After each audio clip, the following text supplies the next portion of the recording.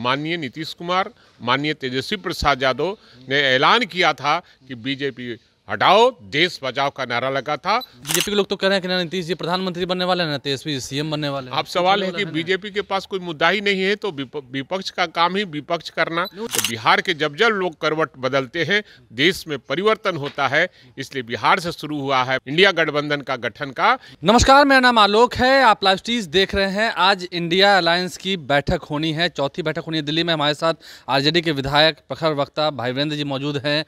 India की बैठक कई दिनों से चल रही थी कि बैठक होगी नहीं होगी। लगता है कि इंडिया मजबूत और हो पाएगी? निश्चित रूप से इंडिया गठबंधन काफ़ी मजबूत है और इसी घबराहट में ये एनडीए वाले जैसे तैसे बयान दे रहे हैं। कभी हलाल की बात करते हैं, कभी हिंदू मुसलमान की बात करते हैं, कभी जबह की बात करते हैं।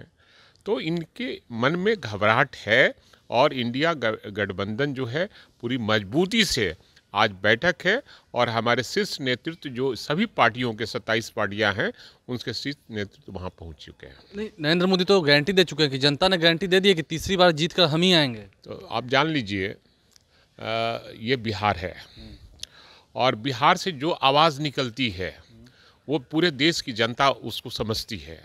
चाहे 1942 का बात हो, 1974 की बात हो, तो फिर 2022 में जब एनडीए को छोड़कर नीतीश कुमार ने महागठबंधन का दामन थामा था, उसी दिन ये लोग कसम खाए थे। माननीय नीतीश कुमार, माननीय तेजस्वी प्रसाद यादव ने ऐलान किया था कि बीजेपी हटाओ देश बचाओ का नारा लगा था। तो बिहार के जब जब लोग करवट बदलते हैं देश में परिवर्तन होता है, इसलिए बिहार से शुरू हुआ है महागठबंधन का इंडिया गठबंधन का गठन का। इसलिए पूरे विपक्ष के लोग एक हुए हैं, इसलिए जाना तय है बीजेपी को।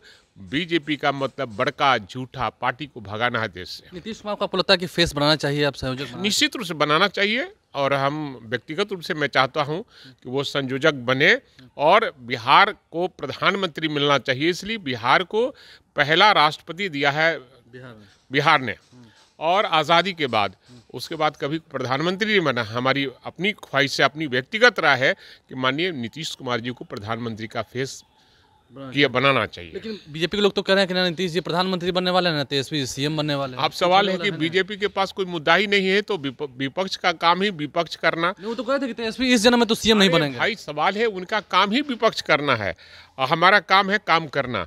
और जिस तरह से आदरणीय तेजस्वी प्रसाद यादव ने वादा किया था नौजवानों के साथ कि हम 10 लाख बेरोजगारों को रोजगार देंगे, उस दिशा में वो कार्रवाई कर रहे हैं और बहुत से बेरोजगारों को रोजगार देने का काम किया उन्होंने। और लोगों को नौकरी देनी निश्चित रूप से अभी लाखों लोगों का और कई लाख लोगों को नौकरी देने का काम करेंगे। आज की बैठक में उम्मीद है कि सब अच्छा एकदम उम्मीद है और सीट शेयरिंग की बात भी हो जाएगी, संयोजक का भी तय हो जाएगा और ऑल इज वेल होगा।